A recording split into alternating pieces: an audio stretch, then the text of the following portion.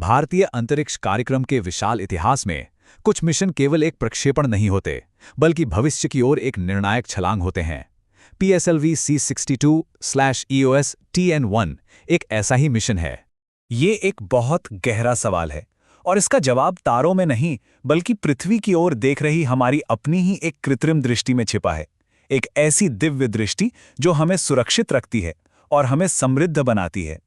तो चलिए आज बात करते हैं भारतीय अंतरिक्ष अनुसंधान संगठन यानी इसरो के एक बेहद महत्वाकांक्षी मिशन की।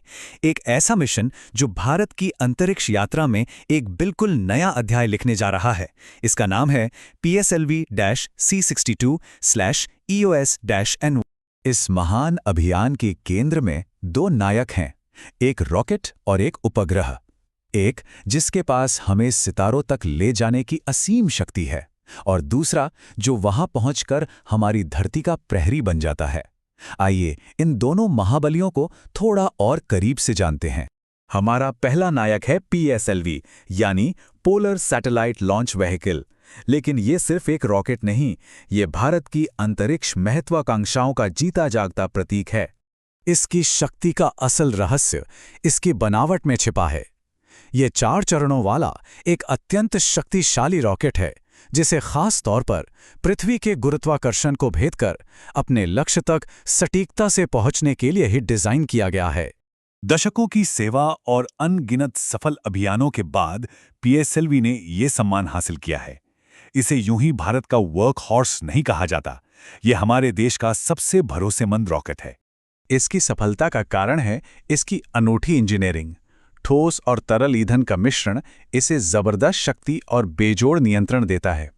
इसे पृथ्वी की निचली कक्षा यानी LEO में उपग्रह स्थापित करने में महारत हासिल है और इसका इतिहास सफलताओं से भरा पड़ा है। और अब मिलते हैं हमारे दूसरे नायक से, EOS-N1 मतलब अर्थ ऑब्जर्वेशन सैटेलाइट। ये अंतरिक्ष में भारत की नई आंख है, एक ऐसी आंख जो पहले से कई ज्यादा साफ और स्पष्टता के साथ हमारी पृथ्वी का अवलोकन करने के लिए बनाई गई है। और सोचिए, जब ये दोनों महाबली एक साथ आते हैं तो एक ऐतिहासिक क्षण का निर्माण होता है। प्रक्षेपण का वो अद्भुत क्षण, एक ऐसा पल जब पूरा देश अपनी सांसें थाम लेता है।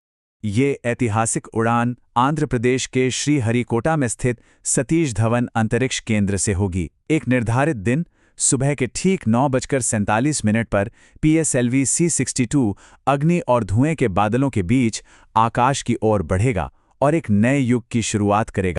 एक बार जब उपग्रह अपनी कक्षा में स्थापित हो जाता है, तब उसका असली काम शुरू होता है।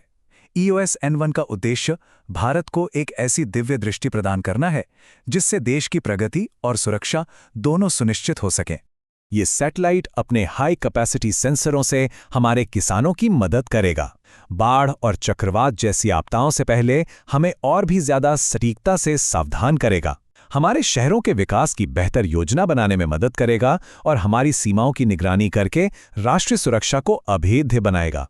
इतना ही नहीं, ये जलवायु परिवर्तन के अध्ययन में भी एक बहुत महत्वपूर्ण भूमिका निभाएगा। इस मिशन का प्रभाव बहुत गहरा होने वाला है। देखिए, जहां पहले हमारे पास सीमित डेटा था, अब हमें हाई क्वालिटी तस्वीरें और जानकारी मिलेगी।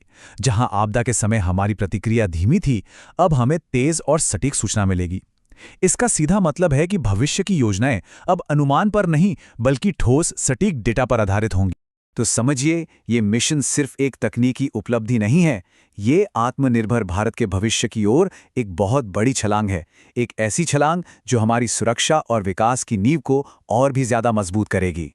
आखिर ये मिशन इतना महत्वपूर्ण क्यों है? क्योंकि ये हमारी पृथ्वी अवलोकन की क्षमता को अभूतपूर्व रूप से बढ़ाएगा। ये डिजिटल इंडिया और आत्मनिर्भर भारत जैसे राष्ट्रीय अभियानों को शक्ति देगा और एक वैश्विक अंतरिक्ष शक्ति के रूप में भारत की विश्वसनीयता को और सुदृढ़ करेगा। तो इस पूरे विश्लेषण के मुख्य बिंदु क्या हैं जिन्हें हमें याद रखना है?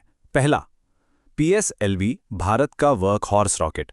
दूसरा, EOS पृथ्वी का अवलोकन करने वाला उपग्रह।